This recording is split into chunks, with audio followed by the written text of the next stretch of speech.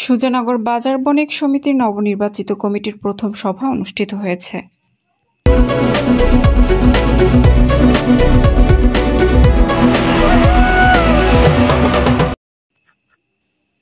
আসসালামু আলাইকুম। এডিপি বাংলার সংবাদে সবাইকে স্বাগত জানাচ্ছি। সুমা আহমেদ। পাবনা থেকে এম মনিরুজ্জামানের পাঠানো তথ্যচিত্রে দেখুন বিস্তারিত। সুজানগরে নবনির্বাচিত বণিক সমিতির কার্যনির্বাহী কমিটির প্রথম সভা অনুষ্ঠিত হয়েছে। বৃহস্পতিবার বিকেলে পাবনার সুজানগর থানা চত্বরে এই সভা অনুষ্ঠিত হয়।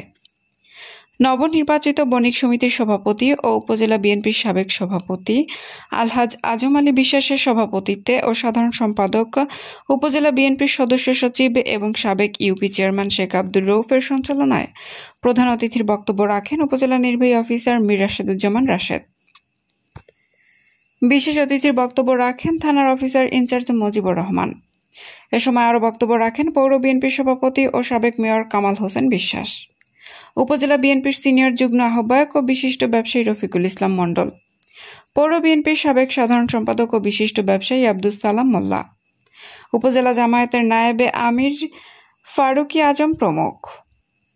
এছাড়াও বিশিষ্ট ব্যবসায়ী ফখরুল ইসলাম বেনু, ইমদাদুল হক, আব্দুস সাত্তার মণ্ডল, আব্দুল বাসেদ বাচ্চু, শফিকুল ইসলাম বাবু খান, রফিকুল ইসলাম বাবু, বাবলু সাহা, অশোক বিশ্বাস, জাকির হোসেন, ওয়ালিউল্লাহ বিশ্বাস, আবুল কালাম আজাদ, আলিম খান সহ বাজারের বিশিষ্ট ব্যবসায়ী ও সংবাদকর্মীরা উপস্থিত ছিলেন। বক্তারা অবিলম্বে সুজানগর বাজারের দোকান মালিক ও ব্যবসায়ীদের নিকট থেকে কতিপয় অসাধু ব্যক্তিদের চাঁদাবাজি ও হয়রানির শিকার ব্যবসায়ীদের পাশে থেকে চাঁদাবাজি ও টেন্ডারবাজি বন্ধ সহ সকল অপকর্মের বিরুদ্ধে ঐক্যবদ্ধভাবে কাজ করার প্রত্যয় ব্যক্ত করেন। এই প্রত্যাশাগুলো আসলে কখনোই চেঞ্জ হয় না।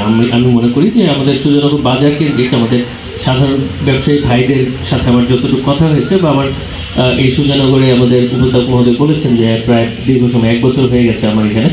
তো এই 1 বছরে আমার যেটা মনে হয়েছে যে আমাদের প্রত্যাশাগুলো কিন্তু আসলে মানুষের যে বেসিক প্রত্যাশা সেই জায়গাগুলো চেঞ্জ হয় না।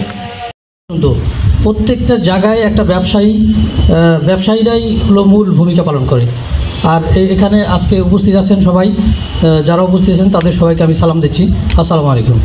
আসলে সময় সংক্ষিপ্ততার কারণে আমি হয়তো আমার বক্তব্যটা একটু সংক্ষেপ করছি।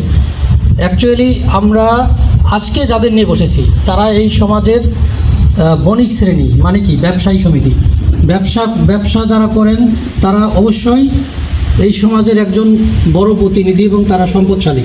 আমি মনে করি না বলে প্রশাসনের কাছে কথা আমি পাবো না, যার জন্য আমি কথাগুলো আগে বলছি। দীর্ঘ কয় মাস, 5ই আগস্ট 8 মাস